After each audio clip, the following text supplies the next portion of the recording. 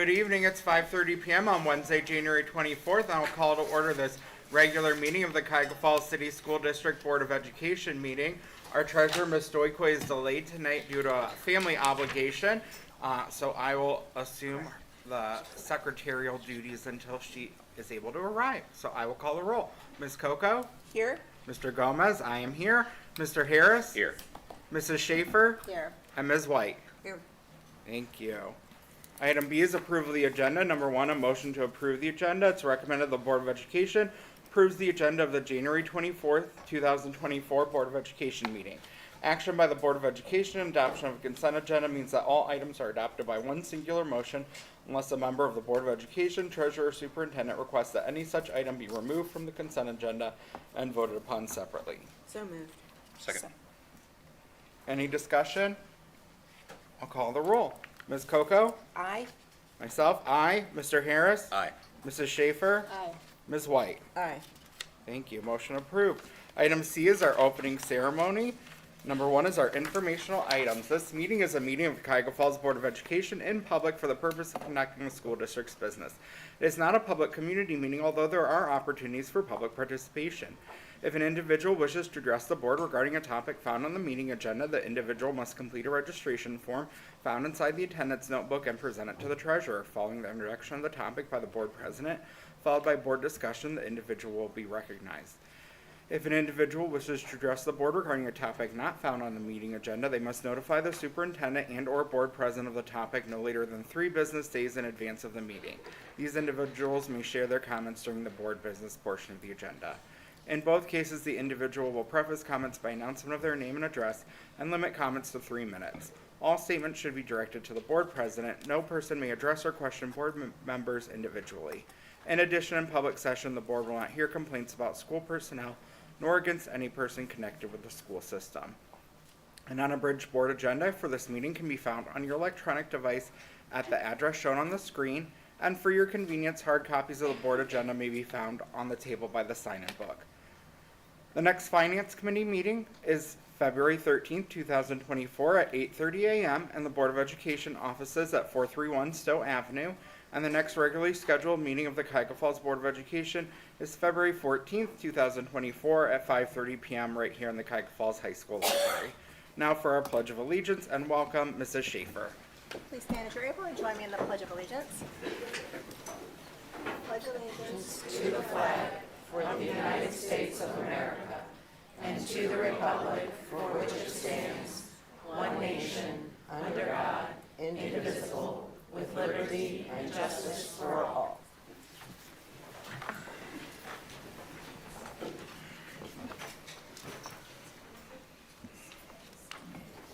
Welcome. Our vision, Cuyahoga Falls City Schools, the hub of our community. Committed to a culture of caring. We innovate, we create, we personalize education for all. Our mission, every student, every day, every opportunity. The board's strategic plan goals are as follows. School safety. We aspire to have a welcoming environment that ensures that the physical and social well-being needs of every student and staff member are met. Academic growth. We aspire to have significant growth through personalized education for all students. We aspire to improve graduation rates so that our students are prepared for employment, enrollment, or enlistment. Engagement, inclusion, and diversity.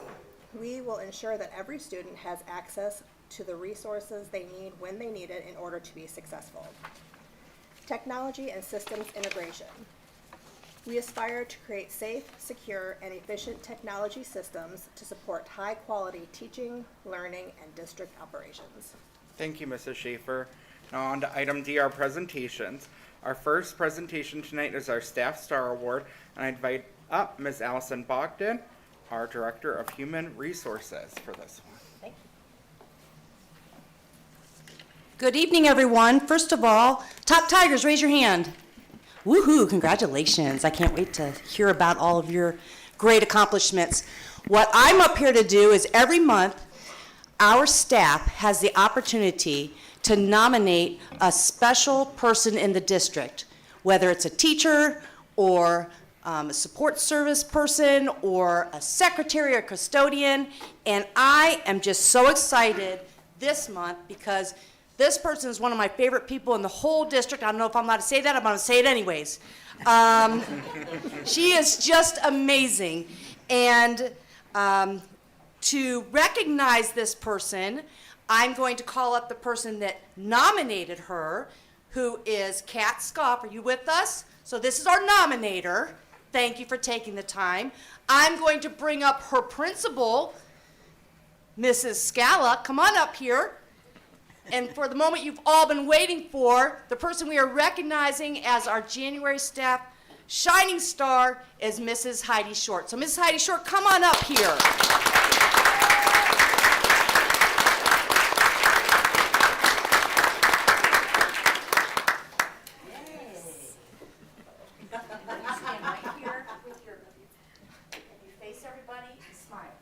There we go. I am so honored to get to talk about Heidi Short tonight. Mrs. Short has dedicated the past 24 years to her career at Cuyahoga Falls. She's an invaluable member of the DeWitt team with her collaborative and innovative approach to the teaching of science and social studies across our building.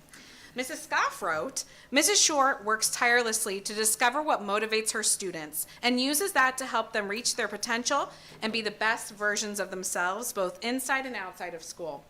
I have never before seen a teacher so relentless in her pursuit of success for their many students, both academically and emotionally. She is a force of nature. Mrs. Short draws all students in with her engaging and hands-on approach to learning. She brings real-world problems and discoveries to life by having students grow and care for multiple gardens around our building. For many years, she has collaborated with the urban agricultural team so the high school students can share their learning with our elementary students.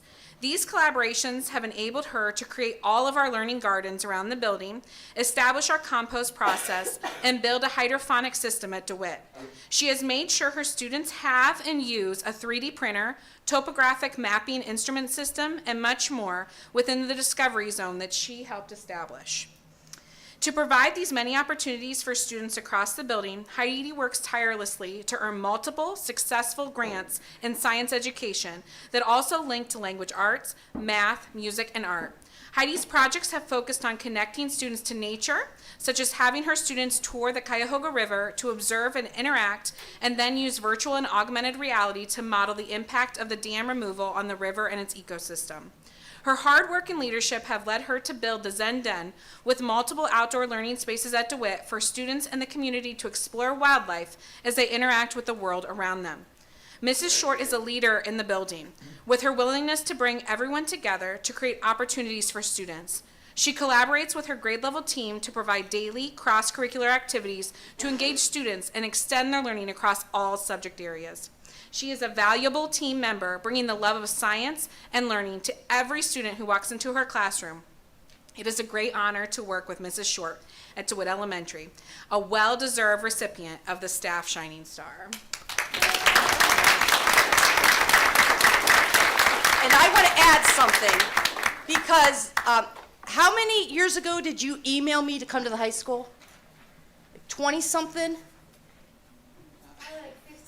15 years, every year I get this email, didn't know her yet. I was an assistant principal and she said, hi, I'm Mrs. Short. Can I come have lunch with the students that I had at DeWitt and share the letters that they wrote about what they want to be when they grow up? So every year for the past 15-ish years, she comes, gathers her seniors that are graduating, shares the letters, tears are falling, hugs are happening, and buys them pizza. It is one of the most touching things I witness year after year, and that is why I love Mrs. Heidi Short. So congratulations. You want to talk to everybody?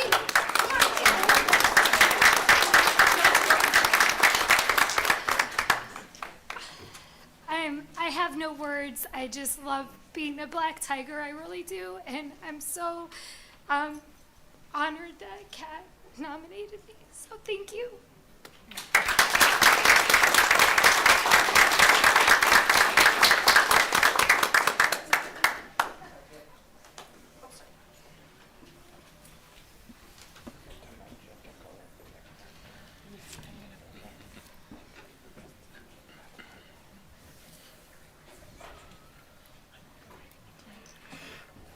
Our second presentation tonight is our top Tigers, and I'd like to invite up Dr. Selico. Right, good evening. I wasn't talking to myself. I mean, already here. I know it's evening. I was wishing you all a good evening. All right. We're going to make sure you're awake. Kids, give your families a little tap. Make sure everybody's awake because we don't want them to miss your big moment. All right, yep. Some of you can't reach. Just kick them if you can read. I'm just teasing. All right, well, good evening. It's good to see everybody here.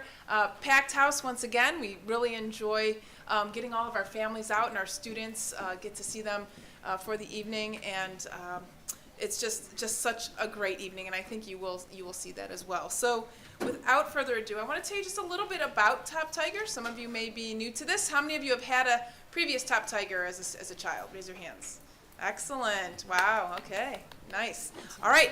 So Top Tiger is an award that's given by our Board of Education to students from each building each month, which is you will see here represented this evening.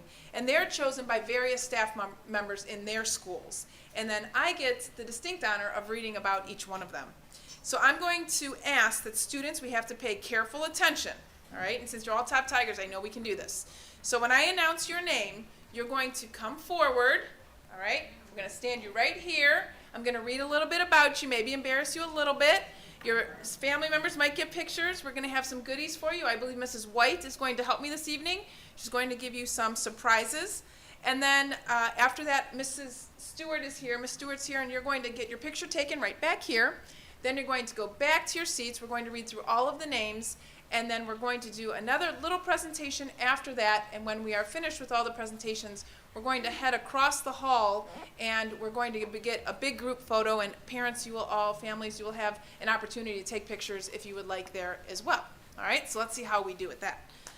Okay, I would also like to add that this evening is really not possible. I mean, it's a great idea by our Board of Education, but we also have some great sponsors who have helped us, and one of those is the generosity of the Cuyahoga Falls Schools Foundation and Alumni Association, and they have really helped us. I think you'll hear from Mr. Metcalf here in a moment, who will tell you a little bit about the foundation and some of our donors as well, and some of the things you can look forward to this evening. All right, so with that, Mr. Metcalf, would you like to come forward?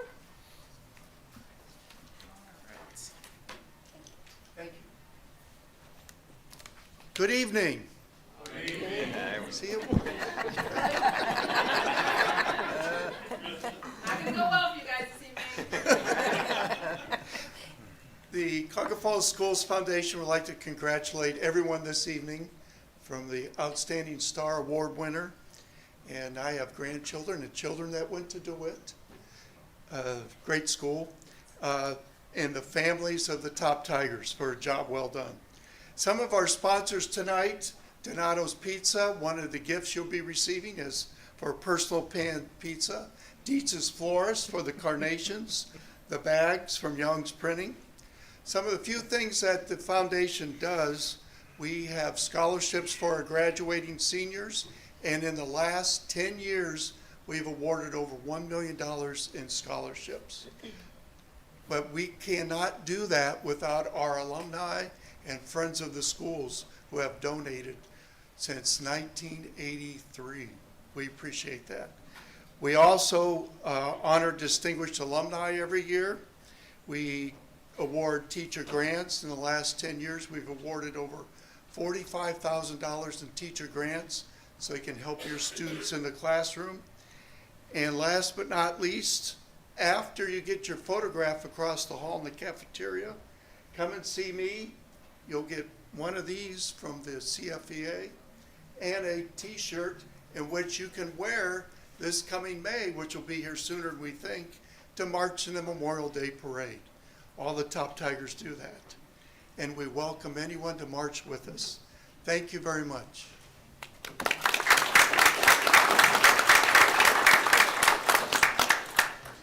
I also want to point out that you will also bring home one of these that you can put in your yard or your window.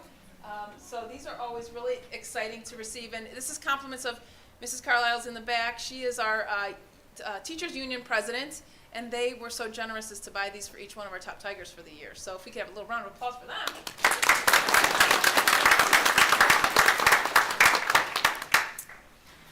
All right, well, you guys ready? Or should we just call it a night? What do you think? Should we keep going? All right, well, you know what? I'm going to go a little rogue this evening. Since you all didn't wish me a good evening, I'm going to mix it up for you. I am not, you know what, Mr. Dalka, you're going to have to wait and see. No. All right, Mr. Dalka, how do I normally do this? Let's let everyone know. I do, so it's predictable. And guess what, this evening? It's not going to be predictable because I just shuffled them up. So we're going to get a little crazy this evening, all right? But then the bags are gonna be out of order. Oh, shoot. Oh, you just ruined my plan. No, I won't do that to Mrs. White. You I might, believe in her. I can't do that. It's board appreciation this month. I definitely can't mess with them. As fun as it would be, I'm not going to do it. Darn it, I knew it. Now I got to reorganize. All right, we're delayed. Okay, I think I got it. Well, maybe not. All right, hold on. I'm almost there. There we go. Okay. All right. Well, back to boring. Okay. All right, we'll start with DeWitt. Our first student this evening is Callie Heyer.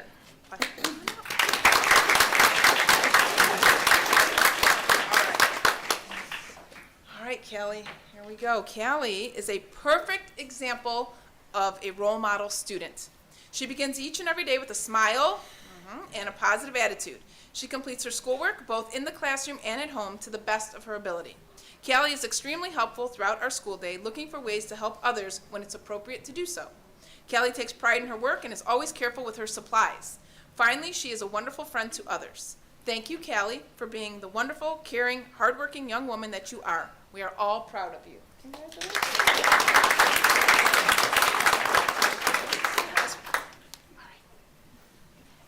All right, our next student from DeWitt is Madden Lobby.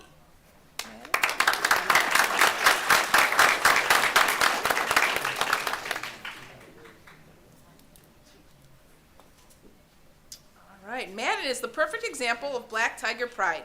He arrives at school each day with a smile and immediately gets himself ready to start a successful day. He is very respectful and polite to both adults and friends. Madden has a wonderful ability to make the students around him feel welcome, and he is a trustworthy friend to all. While he takes his classwork seriously, he manages to make working with a partner both productive and fun. He is an athlete, active in baseball, and is gearing up for spring ball this season. Madden is also an amazing student who shows his Black Tiger pride by always getting right to work, focusing, and putting his best effort on everything he tries. Our Black Tiger family is so lucky to have Madden as a shining example of BTP. All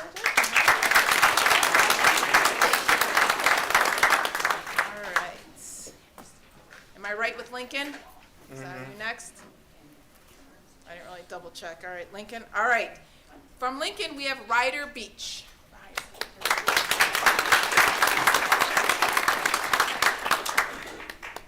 All right, Ryder is a role model, leader, athlete, and a friend to all. Ryder comes to school ready to learn and always demonstrates Black Tiger pride.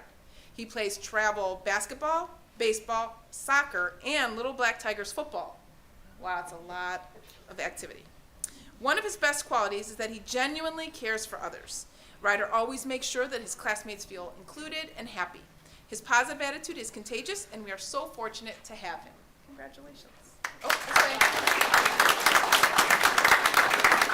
All right, as a reminder, after you get your award, you guys got to turn this way because Mrs. Stewart's feelings will be hurt if you forget to get your picture. So we got to remember to do that. All right, our next student is Isabella Torres. All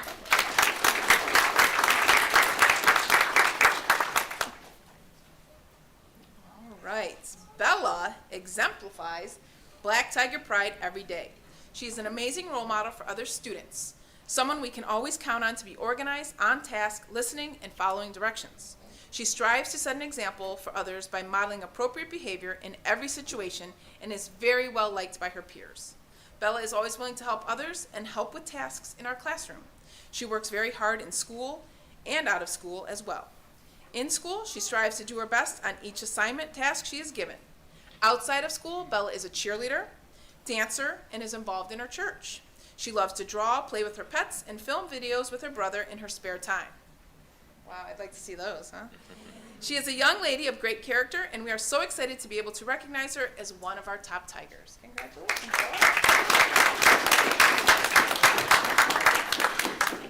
All right. Next, we have Preston. From Preston School, we have Christopher Fursqua Vega.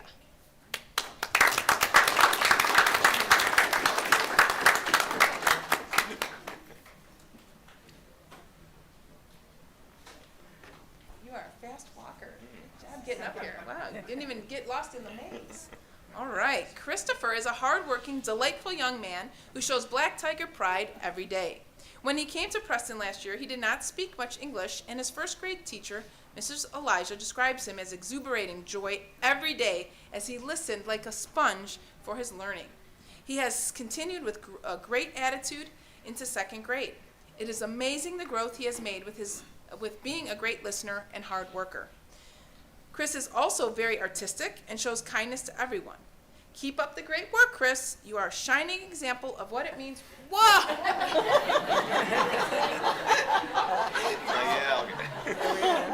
He said, yeah.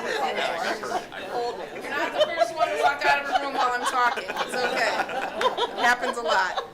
So, one last thing. Keep up the great work, Chris, and you are a shining example of what it means to be a top Tiger. Good job, buddy.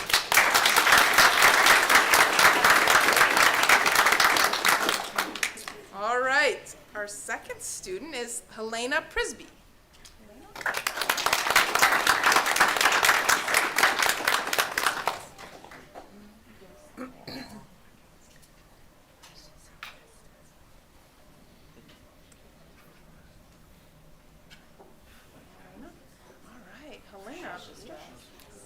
Helena was chosen for Top Tiger for many reasons. She models the kind of student that teachers would love to have filling up their classrooms. She is a steady and committed student day in and day out. She is organized and follows through with her work. Her open and positive attitude has set a good example to her classmates of what it means to show kindness. She takes on the daily challenges of school with a smile on her face. In addition to her approach to learning, Helena is a gracious and compassionate young lady. Congratulations, Helena.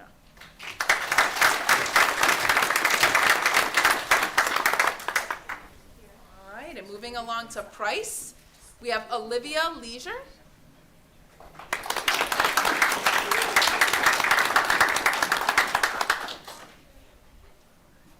Olivia is an outstanding student who embodies Black Tiger pride. She consistently shows respect to herself and others. This student takes responsibility for her own learning by coming to class prepared to learn, ready with an upbeat demeanor, and happy to use feedback to improve and to be her personal best. Olivia displays natural leadership qualities such as empathy, organization, and grit. She also is an asset to our Black Tiger community, and we are so proud of her efforts and thrilled to nominate her for this award. Congratulations.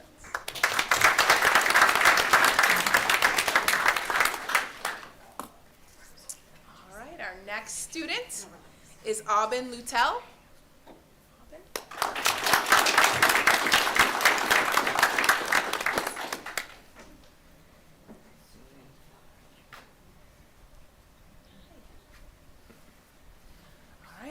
Aubin has shown a lot of growth this year as a student and a leader.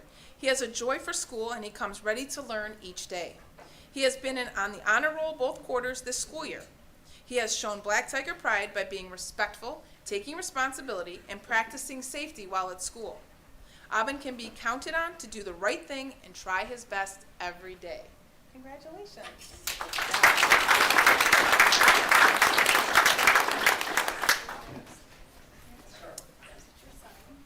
All right, moving on to Richardson. All right, our next student is Sunny Collada, who has two teachers here in the district, right, as parents.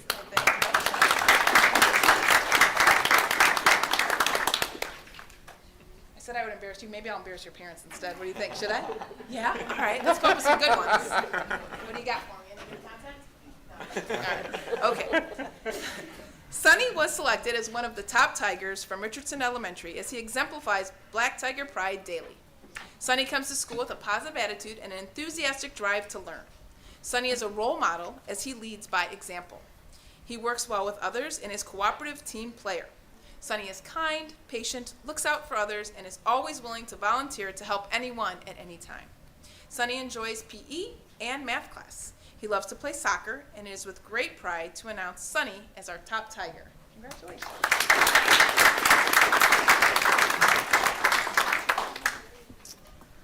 All right, and our next student from Richardson is Margaret Wells.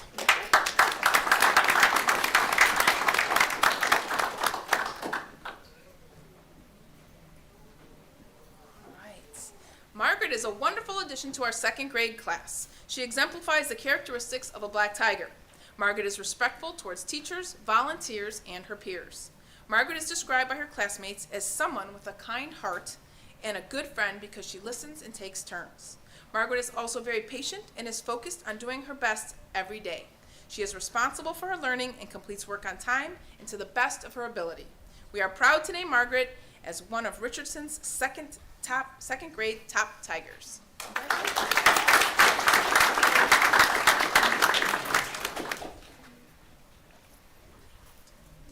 All right, our last elementary, Mr. Dolka? Silver Lake. All right.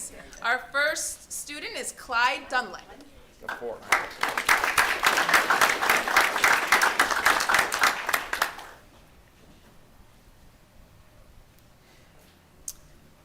All right, Clyde exemplifies Black Tiger pride.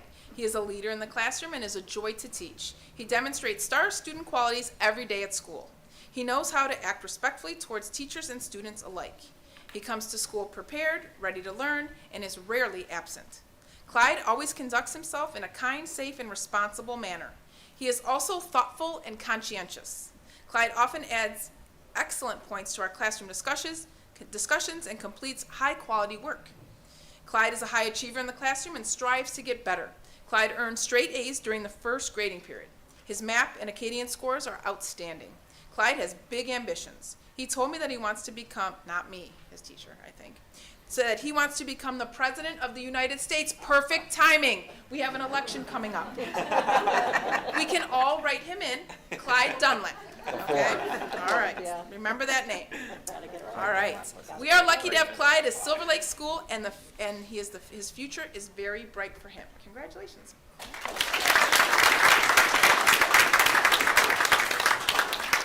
All right. And next, we have Chloe McKinney.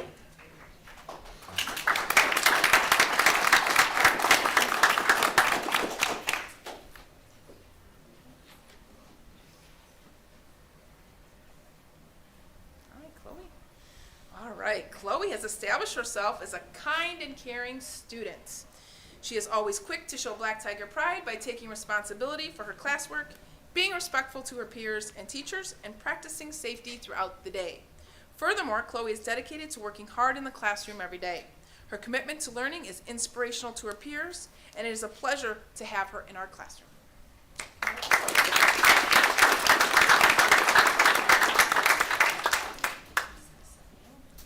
All right, moving on to the big kids. Ready? I don't know which one of it is, who it is. I'm going to be surprised which one. All right, at Bolick first. Paige Dampier. Ah, it's you. All right. Are you guys sisters? Sorry. All right, Paige. We would like to nominate Paige Dampier as our top Tiger for 8th grade. She has stood out amongst her peers this year and takes Black Tiger pride very seriously. She is always respectful to each and every person she comes into contact with daily. She is always smiling, which helps to make our day better as her teachers.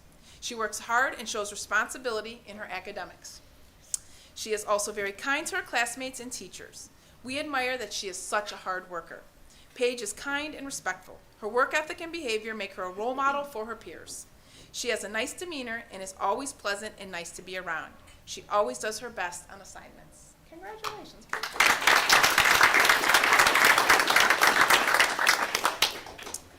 All right, our second student from Bolick is Jordan Reese.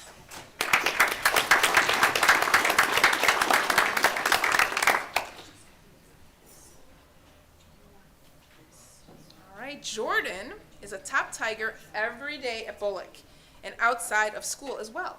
In class, he is on time to class, polite, attentive, and participates in class. He uses his class time well and will work outside of the school day as needed to complete his work. Jordan strives to be the best person and student possible. In fact, he encourages his classmates and teammates on the basketball team to do their best and to be their best.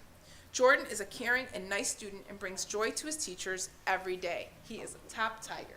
Congratulations.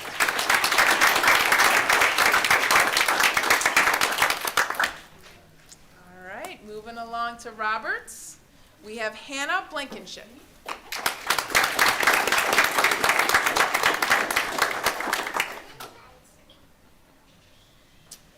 Hannah is an exceptional young woman who epitomizes Black Tiger pride.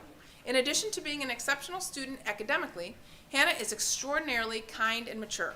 She is a natural leader whose energy positively influences the classroom dynamic.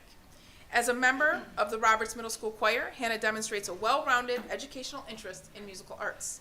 Outside of school, Hannah is an equestrian, volunteers to her church, and plays fall ball. Nice. Hannah is a well-rounded student who excels at school and exemplifies the best characteristics of student leadership at Roberts Middle School. Congratulations.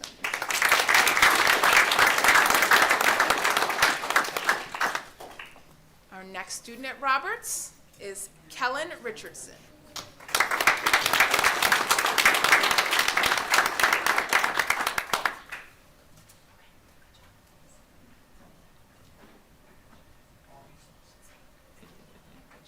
Mrs. White, you'll be happy to know that he's taller than me. So it's not, it's just, so we did find someone taller than me. We, see, as we get older, I know. What grade are you in? All right, I'll still read about you, Kellen. Kellen is an all-around great person. Not only has he earned straight A's this year, nice, for 2 quarters in a row, but he is just a delight to have in class. He is polite and respectful and works well in groups, always respecting his peers. While his 7th grade team of teachers is thrilled to nominate Kellen, his unified arts teachers also had nothing but praise for his efforts in his classes. Thank you, Kellen, for being a model student and for always having a smile on your face. Yeah? We are so lucky to have you here at Roberts Middle School. Keep up the amazing work. Congratulations.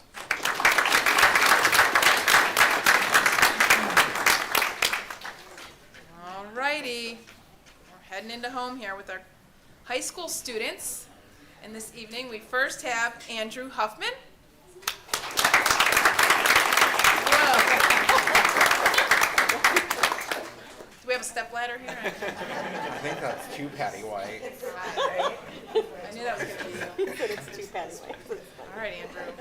What does everyone ask you, though? What's the question people probably ask you the most? Do you play basketball and how tall are you? Yeah. Do you play basketball and how tall are you? I know, people just make that assumption because you're tall. Yeah, You I should. play basketball. So. Oh, well, there you go. The assumption is right. Yeah, Okay. I've actually seen you on the court. It ends tomorrow night. Everyone should vote for him. Oh, that's right. That is your name. I thought that looked familiar. Yes. All right. We're on it. All right. Yes, that's where I saw it.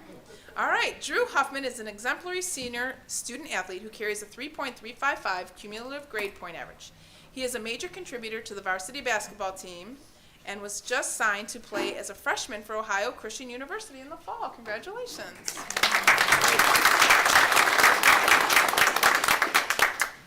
I love that you're a student first, athlete next. That's great. Drew has taken honors classes and plans to take College Credit Plus classes in the spring. He loves playing basketball and watching football with his dad. We wish Drew luck as he hopes to break a school record in basketball this year. What will that be? Points or rebounds or maybe all of the above? All right. Okay, we'll see. Well, best of luck, Drew. Congratulations.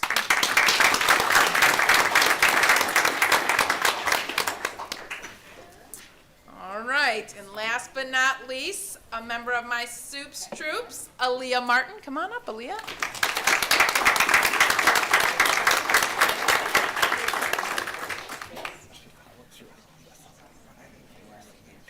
I won't mess with you too much. You want to give a speech?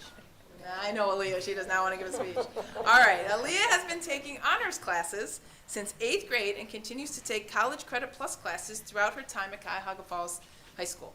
She is a scholar varsity athlete who carries a 3.868 cumulative grade point average. And in addition, that's excellent, right? In addition, Aaliyah is an artist and musician who plays first chair clarinet. When she is not in school, Aaliyah is volunteering at Suma Health, working out and listening to music. She has been accepted into the Honors College at Kent State University and wants to pursue her bachelor's degree in exercise science, and then she plans to earn a doctorate of physical therapy to become a licensed physical therapist. A great future awaits you. I would agree. That's amazing.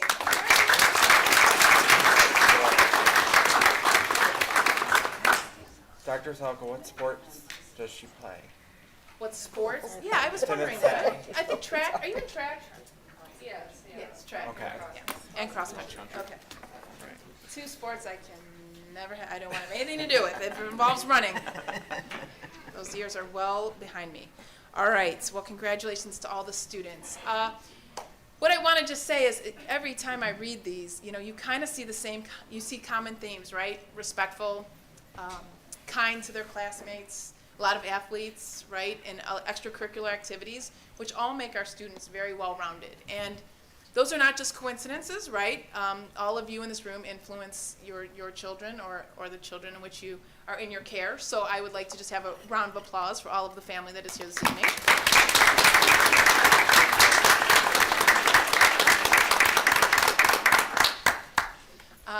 And lastly, I'm going to transition.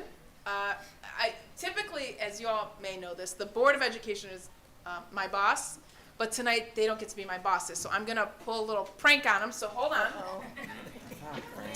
They love this. Oh, yeah. All right, and my colleague's not here, so I'm going to take over. We predicted that. Yeah.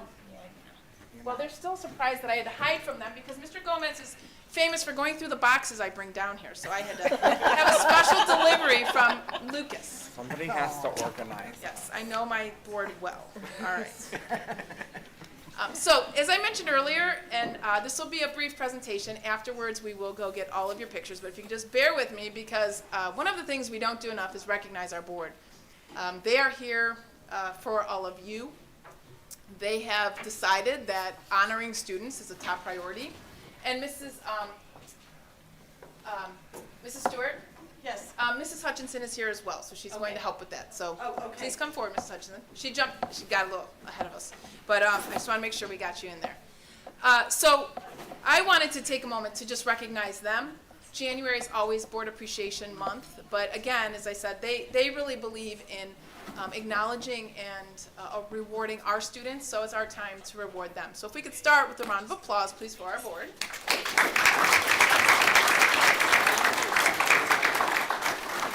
All right, and Mrs. Stoikoy is the other person who reports to the board. She's our treasurer, but as we mentioned earlier, she's not here yet this evening. So I'm going to read the proclamation for our board. So whereas, I hope I could read this, I don't have my glasses and it's very tiny, I didn't expect to read this. All right. Whereas the mission of the public schools is to meet the diverse educational needs of all children and to empower them to become competent, productive contributors to a democratic society in an ever-changing world, and whereas local school board members are committed to children and believe that all children can be successful learners and that the best education is tailored to the individual needs of the child, and whereas local school board members work closely with parents, educational professionals, and other community members to create the educational vision we want for our students, and whereas local school board members are responsible for ensuring the structure that provides a solid foundation for our school systems, and whereas local school board members are strong advocates for public education and are responsible for communicating the needs of the school district to the public and the public's expectations to the district, now therefore we, Andrea Selico, Superintendent, and Ms. Christy Stoikoy, Treasurer, do hereby declare our appreciation to the members of the Cuyahoga Falls School Board and proclaim the month of January 2024 as School Board Recognition Month in the city of Cuyahoga Falls and the village of Silver Lake. All citizens join us in recognizing the dedication and hard work of local school boards and in working with them to mold an educational system that meets the needs of both today's and tomorrow's children.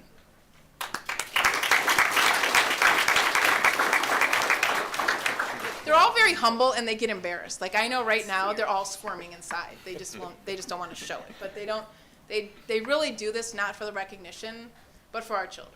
And that's what's amazing about them. All right, I have certificates for you. Okay.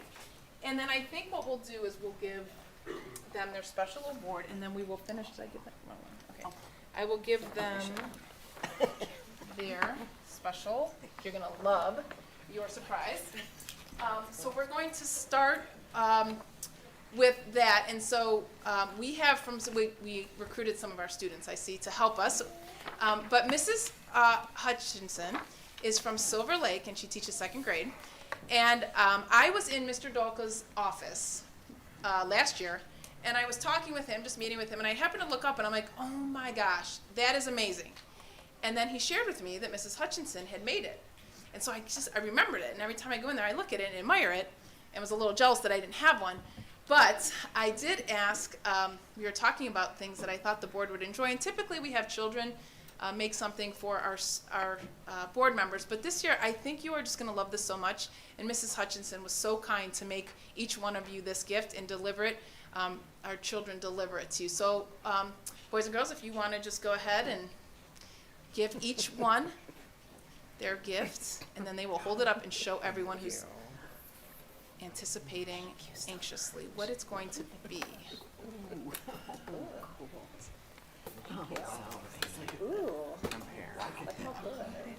Show everybody. Check these out. Look at that.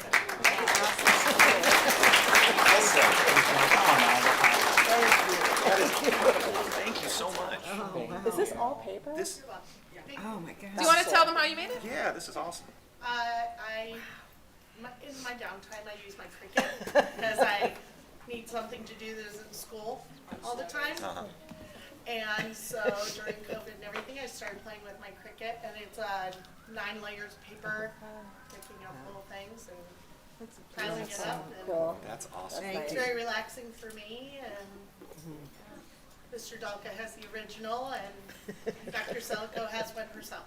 So. Thank you. Thank you so much. Thank you. Thank you. Very much appreciated. I was secretly hoping when we organized this, I'm like, I wonder if she'll make me one, even though I'm not on the board. And sure enough, I walked in this morning and it was on my desk, and I was so very happy. And now it's on my wall. So, and I already got 2 compliments, and I literally just put it up this morning. thank you. So, yeah, thank you. Thank you. very Thank you.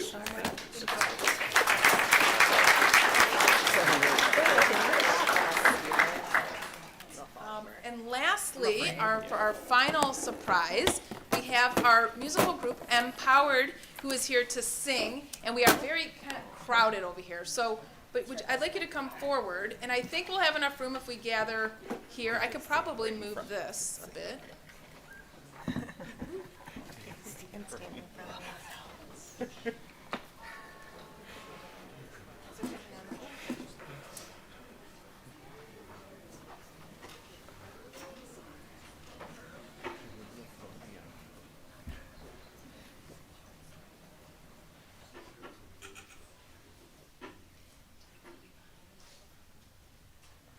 Hi everybody, my name is Mr. Aladeen. I'm the director of this group. This is Empowered. We're going to be singing a jazz standard for you all called Blue Skies. We hope you enjoy. 1, 2, 1, 2.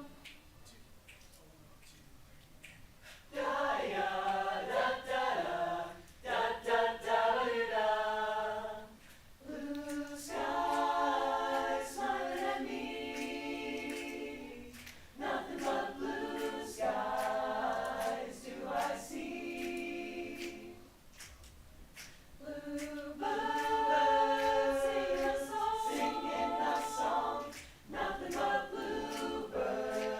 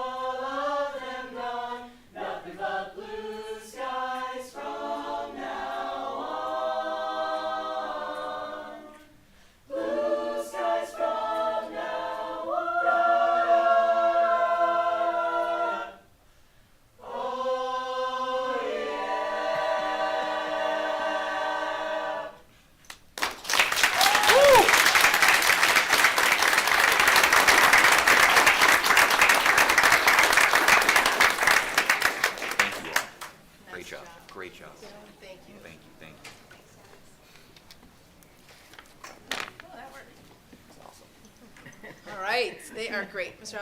Al-Hadid, thank you so much for giving up your evening and our students. Thanks for Really letting us sing appreciate for you all. Thank Beautiful, you. as always. So Thank much. you. Thank you. Good stuff. These are the kind of students we are producing as they get older. And those of you who are younger, look, you could be part of that group. So good things to aspire for. So I appreciate the patience and throughout the evening and all of our good news that we had to report. Like sometimes we don't always get good news, and so when we're able to do so, it's just even all that more special. Board, I don't know, I'll give you an opportunity if there's anything any of you would like to say. Usually it's the other way around, so I'm going to pull this on you guys. I'll defer to the board president. We're ready to take pictures. Well, I just thank you for letting us serve. We love this community, grew up here, most of us, part of it, and it's an honor for all of us to serve. Thank you. Here, here. That's good. Thank you. Ditto. Thank you all. Okay, I'll let you off the hook. All right. I'll probably get in trouble later, but that's okay. Oh, and it's right in time for my evaluation. Great. It's okay. All right, so what I'd like to do at this time is have our students, and if we can get the students to go maybe first, so we can get them all lined up, and then just shortly after, families, you can head over, it's just right across the way, and we'll let you, of course, take pictures as well. So thank you again. Appreciate seeing all of you this evening. Yes, take everything with you. Yep.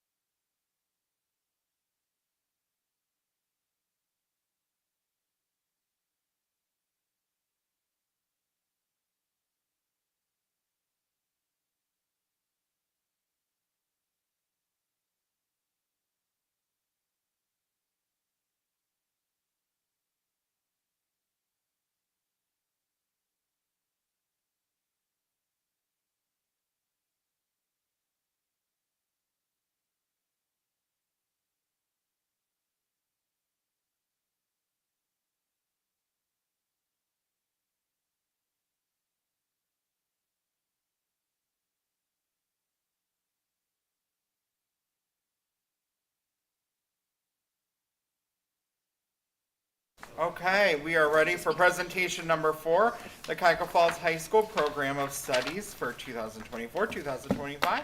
We have Mrs. Dudowns and Mr. Smith. President Coco, or President Gomez, Vice President Coco, thank you for having us here tonight. Mr. Smith and I have gone through our program of studies, and we have some recommended courses to remove, and then some additions, and then just some things that we wanted to fill you in on. So the additions that we would like to make, we have an engineering design 1 and 2 course, as you're aware, and Mr. Gregory would like to add, there's a CCP option. So students are able to take, it depends on the university, in this case it's Stark State, and so we are allowed to have students in CCP and students who are not in CCP in the same classroom. So students could choose to take this course for CCP credit. It's actually an online course, but then he would be there to help with questions and facilitate and that sort of thing. So it's kind of the best of the both worlds for students who want to take that, and you can see that description on page 43. Making Modern Music 2, again, last year, or this current year, we added Making Modern Music 1. We'd love to add another semester of that. American Sign Language 2, when we added American Sign Language this year, we were pretty sure it was going to be popular. We had no idea, though, that our new ASL teacher would actually be teaching all day long because it was that popular. So we would like to add the second level. And Mr. Smith and I met with him, and he, just very exuberant teacher, very knowledgeable about what he does, and he came to us and said, hey, can we offer this for CCP, because students can also earn, it's a certificate that Stark State offers. So the 4 courses you see there, Introduction to Deaf Culture and Community, that is the first. So it's really teaching students about exactly what it says, like what is it like, what do we offer in our culture, which is not nearly enough probably. For people who are deaf. And then the Student Success Seminar is just a 1-credit thing that Stark State requires as you're a first-time CCP person. So we thought we could put those together in a semester, because obviously our students come 5 days a week when they're taking it here, and then versus a 3-day-a-week thing, you know, at a university. And then we would offer ASL 1, ASL 2 for CCP, and ASL 3 for CCP. And so we did have the teacher survey his students to see who would be interested in getting the CCP option. And so we will work with those students if they want to add the CCP. We're still figuring out the logistics of that. But those are the only additions that we're suggesting. Do you have any questions about those? I have a question about the CCP for ASL. Always support CCP opportunities for our students. Are those semester classes when they're They taking them are. as a CCP? Okay, that That's makes more correct, sense yeah. then. So 'Cause, like, our we goal- do them as a year Yeah. when they're like in-house. Okay, that helps me Exactly. understand that. Yeah, Thank you. and our goal would be that students would take that intro course in the fall, ASL 1 in the spring, and then the following year they would take the other 2. And again, if they take all 4, they can earn, and we have recognized students at the board meeting previously for a technology one with Mr. Johnson. So this is a very similar certificate, and it's something they could take to a potential employer and say, you know what, I have this ability that other people might not have. It might give them an edge in hiring, that sort of thing. So, so we were excited about that.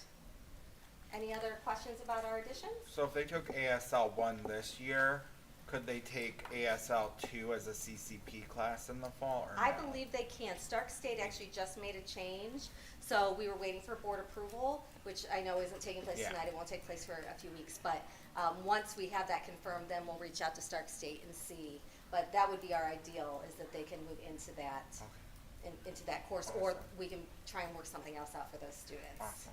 Yep. Thank you. And the content, Mr. McCarthy said, is very, like, it's pretty much the same. It's not like a huge leap to go from what he would already be teaching to that CCP, so.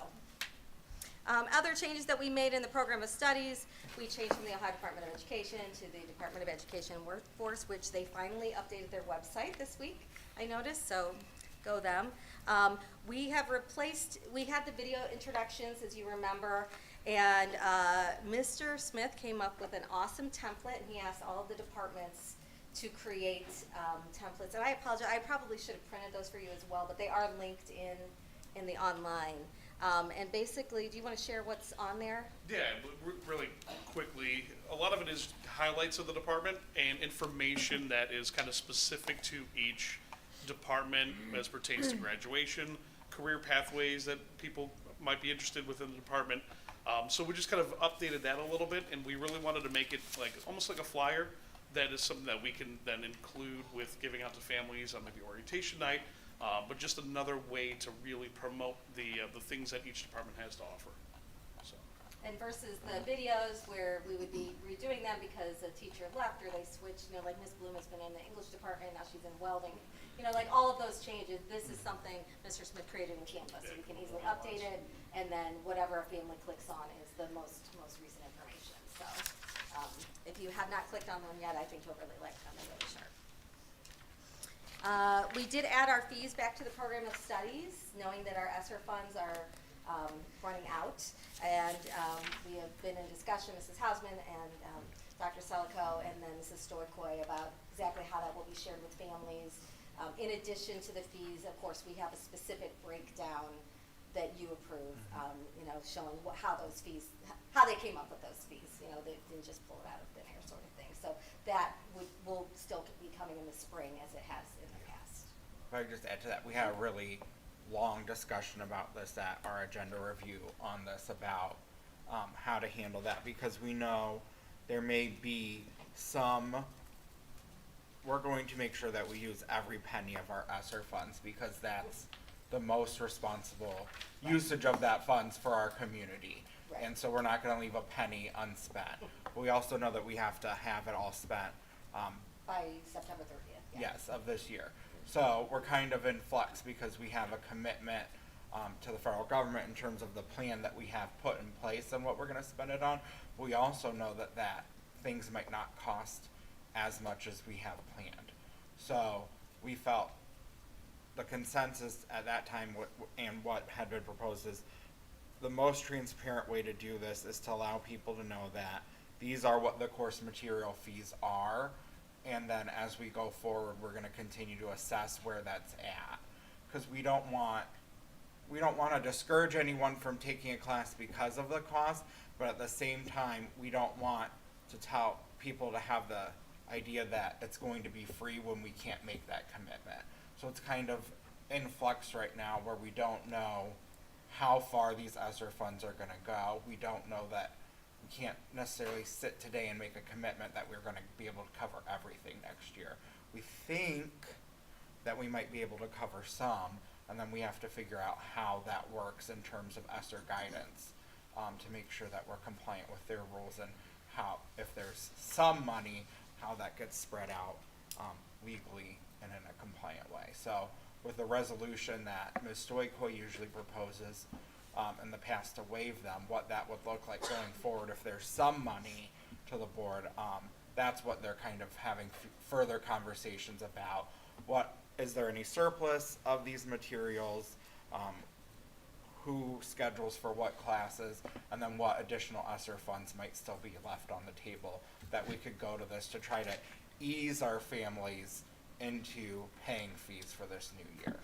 So I just wanted to add that because we had a lot of conversation about this at our agenda review as well, and we're conscious of the fact that our families are now a little bit used to not paying for fees, and so if there's a way to use some of this ESSER money to ease them back into that, because we don't want to burden our families and to take away academic opportunities from students because of money as well. So just layering another piece onto that. Thank you. And one thing you might have noticed, so a couple of our CCP courses, our AP courses have fees in addition to the AP fees. So that's actually why we went we changed it to say course material fee instead of just fee, to help differentiate that. For the past few years, we have been able to use Title IV funds, and we have paid for every student who wanted to take an AP test. We have paid that larger fee, and so we'll be working with Mr. Elder again this year to see if that's a possibility. Obviously, part of that depends on how much the government drops in, but it's definitely something we'll try to continue to do. One of the things to do with Title IV funds is to help provide for enrichment and more opportunities for students. So we will definitely see if we can get that in the budget as well. We added another idea from Mr. Smith, we added the AP course syllabus with each of the course descriptions for our advanced placement courses. We had a few students this year, I don't know if it's happened before, but we know they didn't really understand what AP meant. Some of them thought like it was more of an applied, like something that was not as time intensive, but needless to say, advanced placement courses are extremely time intensive. So we thought that would be a good look. Any instructor who teaches AP has to submit a syllabus to the College Board for approval to make sure that it meets. So these are not the exact, but they are what the teachers use to model the syllabus that they submit. So that's there for anyone to see as well. The English chart we revised just to make sure that students and families understood. These are the ones you have to take, these are mandatory, and then here are all the different electives.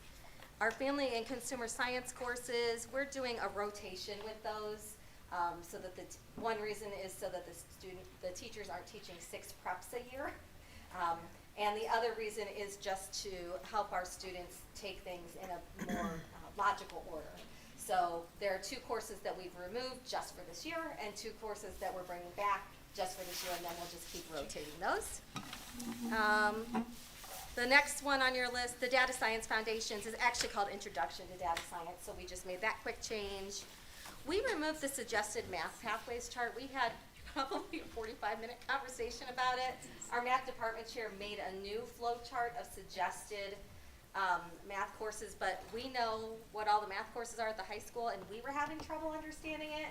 And so we decided as a team that if we can't understand it and we know what they all are, how is that going to work for our family or a student? So we're going to work throughout the fall next year and work on that, get some student input, maybe get some parent input, and then consider putting that back in. We talked about just putting in a link and doing that for several departments, not just for math, but kind of like, here's the suggested pathway. If you took algebra as an 8th grader, you would take this, this, and this. These are your options. These are the required, similar to that English chart. So you could still see the chart of all the courses we offer, but the pathways chart, the one we had in there, it was in there when I started this position 9 or 10 years ago, and so that was not very clear either. So we just took both of those out. And we wanted to keep things as consistent as possible throughout the entire program of studies, so that was a little bit of an outlier compared to the other departments. Several years ago, we split our zoology into a zoology of invertebrates and zoology of vertebrates, but the science department felt that that was just not working for them. So we just put that back together as one year-long course instead of 2 different semesters. And then the last thing, Mr. Smith is going to talk about courses that we would like to remove from the program of studies, and he'll tell you the process they used in reasoning. Yeah, and that came out of discussion with the department chairs. A lot of that is, some of those courses have just been on the books for a very long time, and we just have not had students sign up for them. And some of them have gone years without us ever running them, because, again, some of them are maybe a little bit antiquated, or we've created new courses that align a little bit better with kind of as we've migrated through different standards and different graduation requirements, and obviously the focus from the state slightly evolving over time as well. So the department chairs went through and they actually kind of looked at the historic numbers for these courses, and really, if it hasn't run in the last 3 years, and they were comfortable with saying, you know what, we don't really want these on the books anymore, then we were comfortable with taking that off. So the ones that were suggested, if you look at the first one, English, so there was an English Language Arts 12 technical writing course. Again, that hasn't run at least for 3 years. Literature through film, science fiction, and writing through video games 1 and 2. So again, those are courses that were designed a few years ago, but we just haven't had any interest based on some of the new courses and for whatever other reasons. For math, there was Introduction to College Algebra. That was a semester class. I think I taught a section of that 11 years ago, and that may have been the last time that one was offered. So we still have college algebra through the University of Akron that Mr. Kern teaches. So we're not getting rid of an option for college algebra, just that one that isn't. Yeah, and that one is actually pretty well attended. So we run multiple sections of that over the last few years. In science, animal behavior, introduction to public health issues, and world water crisis. Social studies, we have AP European history, America through media, culture, humanities, and famous historical figures. And then finally, in the world language department, all of our French courses were removed, cross-cultural communications, and Latin, the language of medicine. Those are all, we are requesting that they are removed from the program of studies. And then one note for the French. So we do have about 7 students in French 3 and 7 or 8 students in French 2. So we've been working, Stark State and Kent State both have French options. So we're going to work, like have a counselor maybe go into those French classes and talk to the students about the possibility of taking those through CCP if they want to continue. We had a question today about, well, what if I want to earn the honors diploma and I'm only through French 2? Well, a student could do that by taking CCP, or they could take 2 languages for 2 years. So they could switch to Latin, they could switch to Spanish, they could switch to American Sign Language. So we didn't want to take opportunities away, but also our teacher is planning on retiring, and the numbers just aren't where we would really like them to be. So for the science and social studies classes, are those all classes too that haven't ran in the past 3 years, or are there different reasons Yeah. that those aren't? Yeah. Okay. So, yeah, and a lot of them, when in talking with the department chairs, they almost want to consolidate a little bit too, because we would run a lot of like one section of this, one section of that. There might be 8 students in here and 7 students in here. They really wanted to consolidate that too, to have like, a good amount of students in those classrooms, as that is good practice, because that allows for a number of different instructional models that you can do when you have 15 to 25 students in the class as opposed to 5 to 8. Also, when students, because we have that student-driven schedule, which was presented to you a couple of years ago, they were almost competing against themselves within their own department. So then if 3 of us chose this class and 4 of them chose that class, we couldn't make it work for those 7 kids, but then they were kind of stuck with their second choice or third choice. So now it's kind of limiting the options, so they're not competing against themselves. And then for French, are we limiting that because the teacher's retiring? The numbers have been down, and then Ms. Bogdan and I had actually talked to the department chair a few years ago, and she and I pulled all the numbers, and we talked to area schools, and we just determined because the numbers were so low, and we did know also that the teacher was planning on retiring, but because the numbers were so low, the Latin teacher had proposed a couple of other courses. So, for example, last year you approved the Cradle to Grave, which is like a mythology and folklore course. So she's teaching that in addition to her Latin courses. And so we, even though they were kind of similarly enrolled, there were still, a little more, and she was willing to try different things to try and continue to grab students. And my big concern with the French is that the commitment we made to the students, when we added ASL last year, one of the commitments we made to students is that we would phase out French for those students and keep those opportunities in, that we would like eliminate French 1, then eliminate French 2, and then eliminate French 3. That's what we were told as a board, and that's why we approved that. We were excited about ASL, but also keeping up the commitment to the students that had chosen to be on that pathway. So I want to make a student first decision, and I'm a little worried that that part of this is not in the best interest of all of our students. Yeah, I understand. I apologize. If I communicated that last year, that wasn't my intent. So again, we don't have any students in French 1 this year, so in terms of the phasing out. So we're at the students who would be French 3 and 4, which would be a natural CCP anyway. Like that's what we have for our Spanish. We have the elementary Spanish for juniors and intermediate Spanish for seniors. And so that's why we would like to offer that. This year, Mrs. Cleary's teaching only 3 periods. She's working the rest of the day. She's doing student assistant periods and things like that. But we just really don't have enough students to continue it. Now, if you would like us to, we could look into, I know in the past, some other area districts have had students Zoom in to a teacher in another district, but French has been kind of phasing out various places, but I'd be happy to look into that, and we can see that if you would like us to try that instead of the CCP. Just let us know. You can think about it and email Mrs. Hausman and she'll let us know if you'd like us to take that step.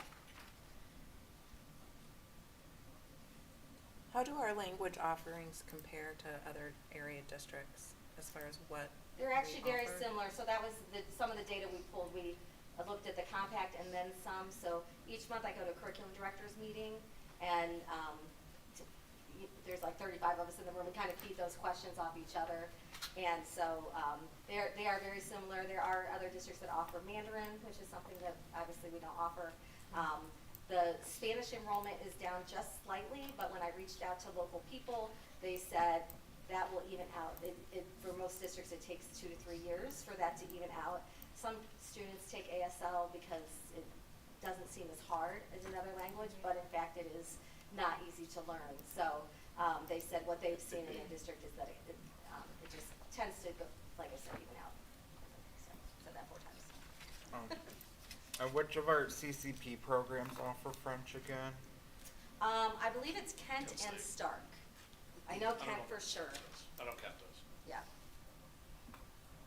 So Mr. Smith and I did look at that because we wanted to make sure we had something to offer.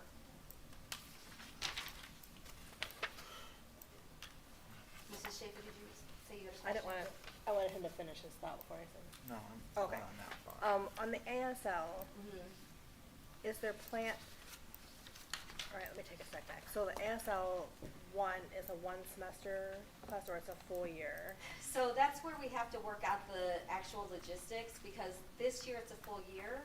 But if I'm understanding what Stark sent us correctly, then students who take our ASL could actually then go in, get credit for the CCP course or go into that. So once we have your approval in a few weeks, assuming approval, then we'll work out the logistics of that. And we did have that discussion with Mr. McCarthy, just trying to, what would that look like?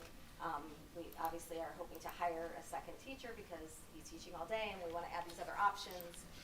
He did already get adjunct status, so we know he's good to go on that. But I can't tell you right now exactly what it would look like if we would condense it to a semester or what. So there could be possibly an ASL 1 that's a full semester and an ASL 1 that's, that's a full year, and then ASL 1 that's a 1 semester CCP.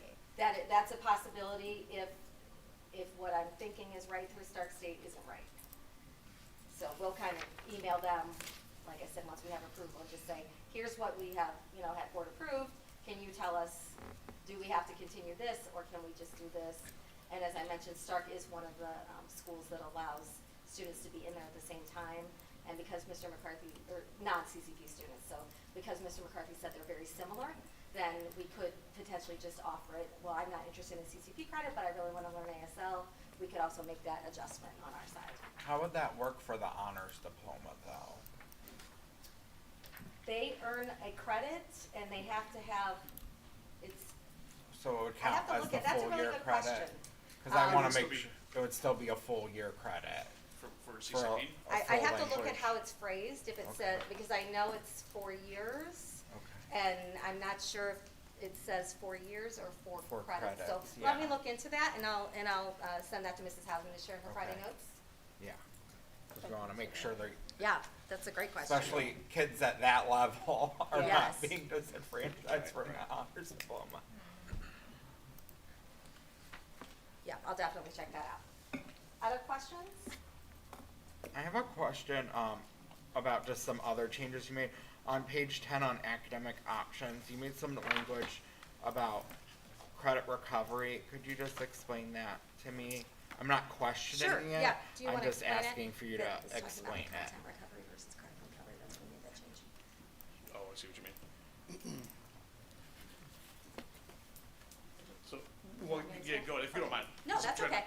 Yeah. Yeah, so, one of our goals, so at the beginning of the year, Mrs. Kolich and Mr. Smith and I met, as a team with the counselor, the department heads, and we were talking about credit recovery and, the amount of time that students were putting into it, and we wanted to make sure that it was actually meaningful and they were learning something in credit recovery because they have failed the course previously. And so, we started an option that we're calling content recovery, and we started it with our Algebra 1 and our ELA 2 courses. So if a student failed the first semester, if you failed half the year, kind of sunk, right? So we came up with a plan, and Ms. Coolidge worked with the department chairs to identify what concepts would students have to do in content recovery to make up for that first semester, so that they have that learning in place, and then they stay in the actual course also during second semester. But we also set some guidelines in place, but we want to evaluate at the end of the year. So for example, we said, you know, like a freshman really shouldn't need to take a credit recovery course. The only courses that they have at the middle school level are algebra and the exploration of art. And because the algebra, the students are on a written acceleration plan, if they're not doing well, we should have removed them if we've done our job correctly. And put them, you know, back in pre-algebra as 8th graders. And then the exploration of art course, I don't think we've ever had anybody fail, but we do have a safeguard in place where if a student isn't excelling, then the teachers would work, we would work as a team and with the parents and that sort of thing. So that being said, a freshman really shouldn't need credit recovery. Sophomores, we tried to limit the amount of classes because we don't want a student coming here all day and taking Edmentum all day. That's not why we're here, right? And so we just kind of tried to put some limits in place and then some different avenues in terms of, you know, this requires administrative approval or that sort of thing, so that we don't,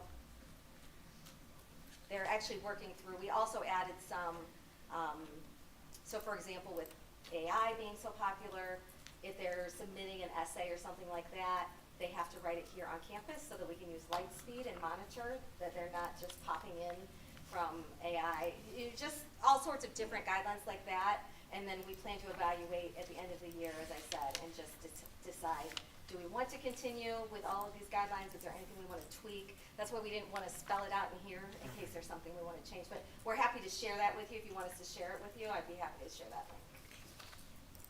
Yeah, once you have it done, I think Ms. Hanson Okay. will probably Sure, share yeah, it I'll with us share what we have anyway. right now, just knowing that, She'll you know, probably we share may it, change yeah. it at the end of the year. No, I was just wondering, cause I saw Sure. the change, so I was wondering what was, and then on page 9, the senior flex pass to senior flex time. That's you. Could you, tell us a little bit about that? Yes, that came a lot of conversation with the other admin team and some of our school counselors and some of our teacher leaders in the building. And just what we found is the senior flex pass that has been offered in the past, which essentially states that if seniors meet specific criteria, that during a study hall, regardless of what period of the day that study hall is, they can leave the building and then come back, so they can flex out.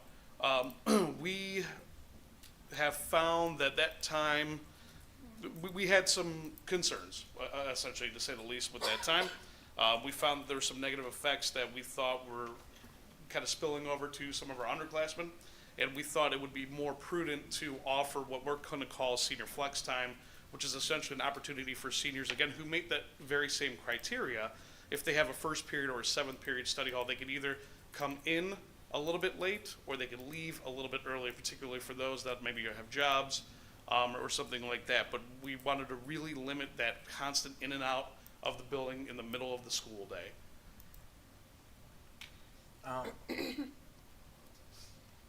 When in your schedule is your tiger time? As it stands right now, it's at the beginning of the day. So We are reviewing that bell Okay. schedule, though. I anticipate that won't be Okay. the case. Cause I was just worried that some of these students, like, I know NHS does like the tutoring and. Sure, And I, yeah. like some of those students, and I Right. just No, could see absolutely. negative impacts. Yeah, of no, that, and those I'm glad you students brought not that being up, because we are available. evaluating that. That has come out with, just reviewing some of the data, whether it's attendance data, tardy data. We really feel that putting Tiger Time at the beginning of the day hasn't been beneficial in that aspect, so we're revisiting that as well. I would, just from colloquial knowledge of where my office was at my job I just recently left, kids would walk by there and I'm be looking at and I'm like, didn't school already start? And it was certain kids every day, and I don't know their names, but same kids every day. You know, I'm like, oh, school. When that change Right. was originally made, it was because so many students were coming tardy and they were missing first period. Yeah. So if it's not serving the effect, let's Right. revisit. And we're also trying to be more like, Mr. Smith and I have been meeting with Mrs. Hausman and the middle school principals. Obviously, we're trying to move towards more common things, so they're also revisiting their schedules as well to see how we can work that I together. think, and this actually goes back to when this idea first started of the flex class and the flex time. It goes way back to when I was here, and you could, if you were a senior and had good grades and had study hall 7th period, you could leave. Right. So this is, Which that aligns I'm a not little going to more. say how many years because A it's couple more and years more ago. years. But I mean, this is this goes way, way, Sure. way back. So yeah. Yeah, I left my senior year, 7th period study hall a few times. I don't know We'll if tell. that was Sounds right. senior flex, but oh well. We'll call that flex time.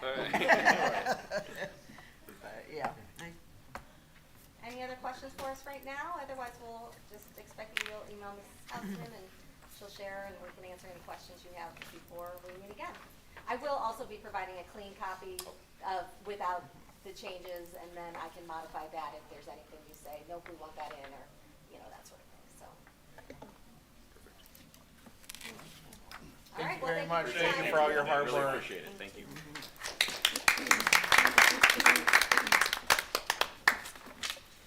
Okay, thank you. Now we're on to item E, Treasurer CFO's business consent agenda. Ms. Joycoy.